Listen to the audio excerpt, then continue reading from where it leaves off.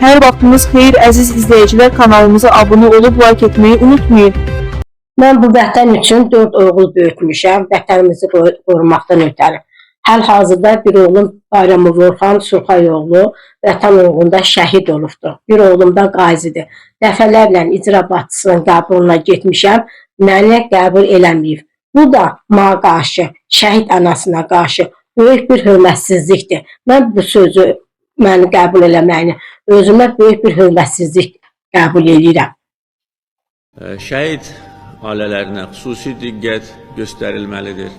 Dövlət tərəfindən bu diqqət daim göstərilir. Əsas odur ki, yerlərdə də bu kateqoriyadan olan insanlara diqqət göstərilsin. Rayon icra orqanlarının nümayəndələri onlara biganə qalmasınlar, əksinə daim onların yaşayışı ilə maraqlansınlar, onların məşğulluğu ilə maraqlansınlar. Biz onlara borcluyuq bu qələbəni, şəhidlərimizə, müharibə əlillərinə, müharibə iştirakçılarına. Əlbəttə, dövlət qətiyyət göstərdi.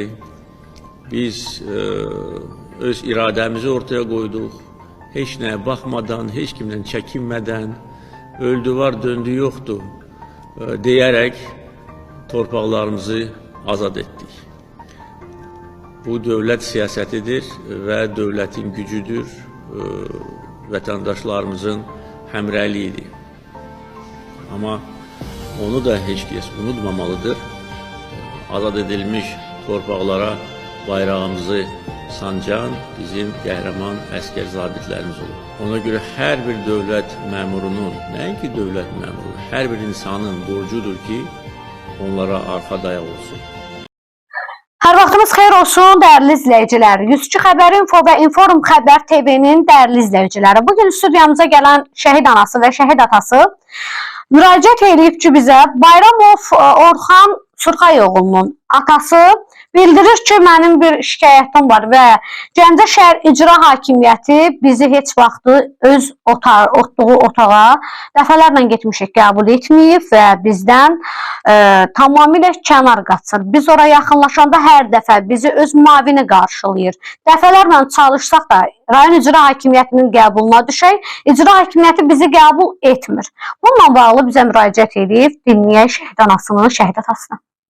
Xoş gəlmişsiniz. Çox sağ olun. Şəhidimiz Bayramov Orxanın anası və atasısınız. Bəli.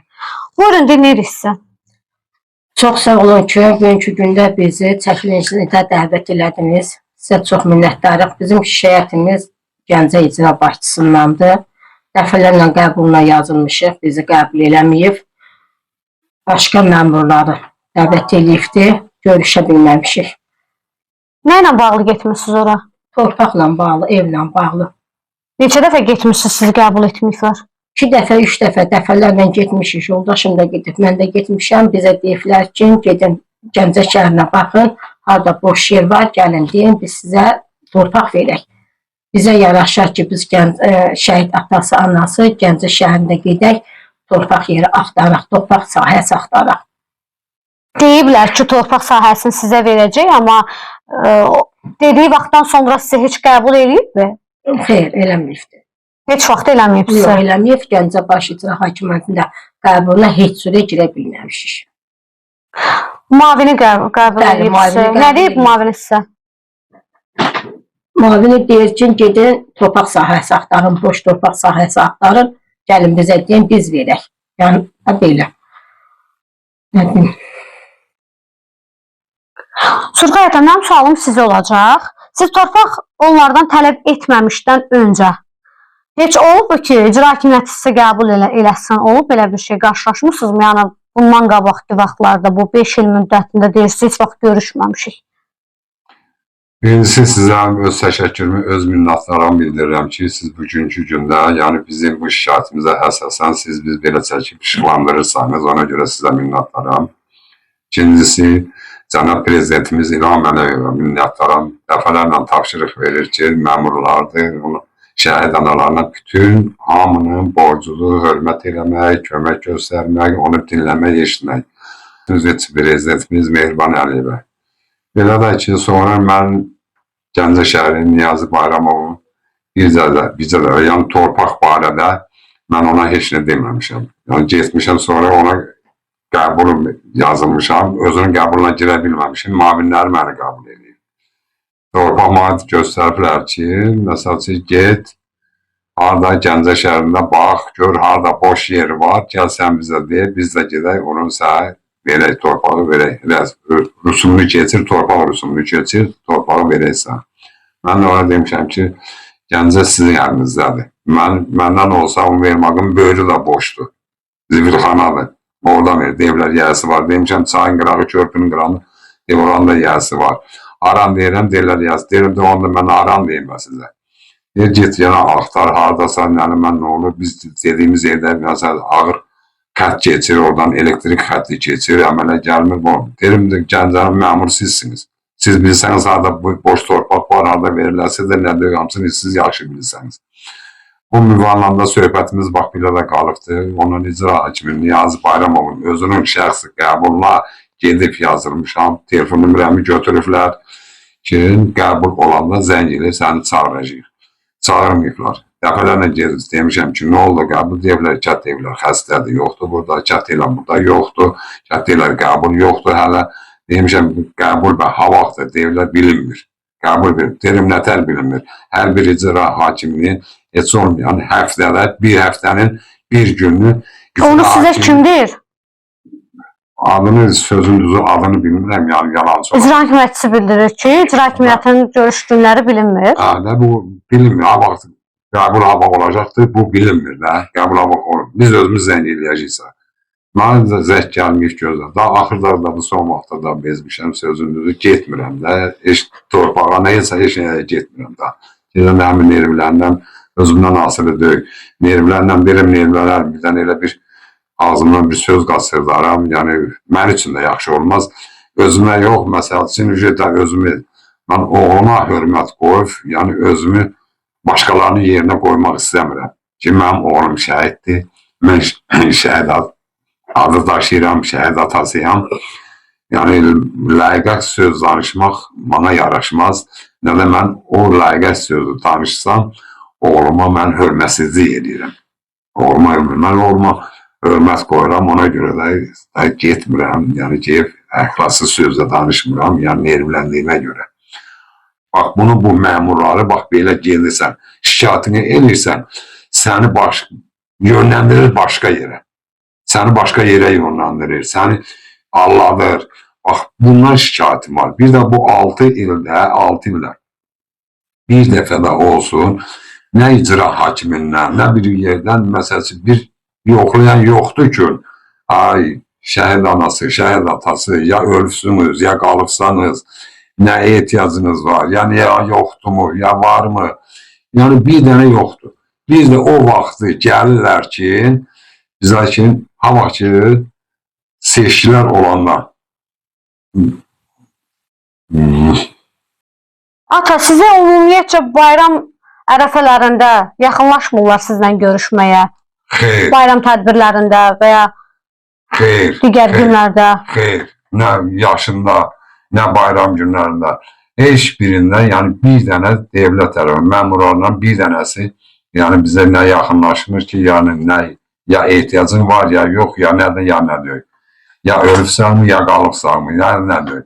Yəni heç bir vaxtı yaxınlaşmırlar. Bəs şəhidin evladı var, bir qız evladı var, xanımı var. Onları da qəbul etmir? Onlardan xəbərim yoxdur. Onları bilmirəm. İndi onlar nə haqda müraciət edirlərsə da, onlara eləmirlərsə da, elirlərsə da, o haqda məlumatım yoxdur. Siz Niyazi Bayramovla əlaqə saxlamaq istəyəndə məqsədiniz sırf torpaq idi də, torpaq almaq istəyirdiniz?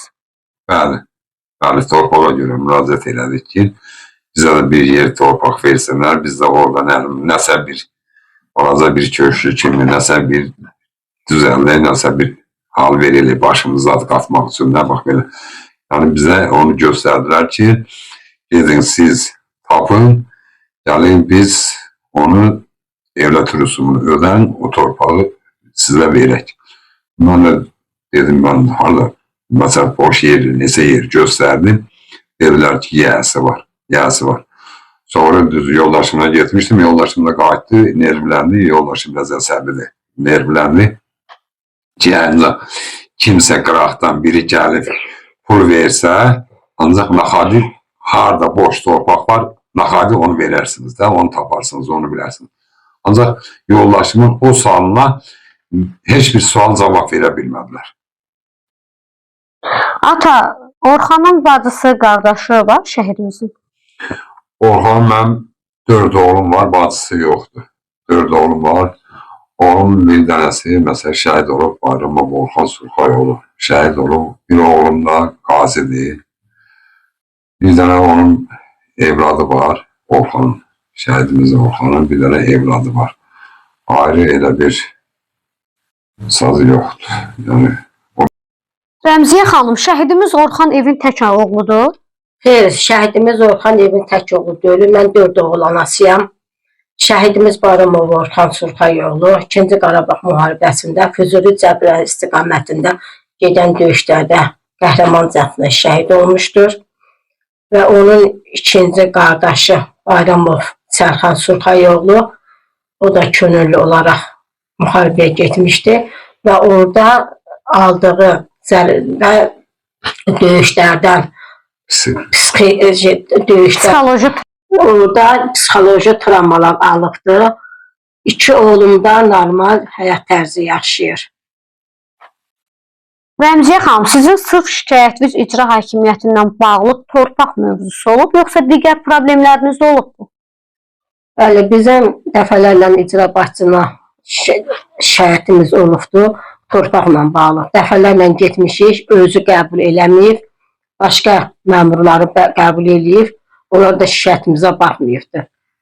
Deyirik, bizdə məsələn boş torpaq yeri yoxdur, torpaq sahəsi yoxdur. Gedin, Gəncədə harda boş yer varsa, gəlin bizə deyin, biz həll eləyək. Başqa nə şikayətləriniz var, nə problemləriniz var? Başqa mənim şikayətim, problemim odur ki, mən bəlkə 1-2 ildən çoxdur. Mən Müdafiə Nazirliyinə ərizə yazıb müraciət eləmişəm ki, mənim oğluma order versinlər. Orderlə əsasən mən oğluma alına ya bir dənə məktəb, ya bir dənə küçə adı verilsin. 2 ildən də çoxdur, mən onun özünü gözləyirəm.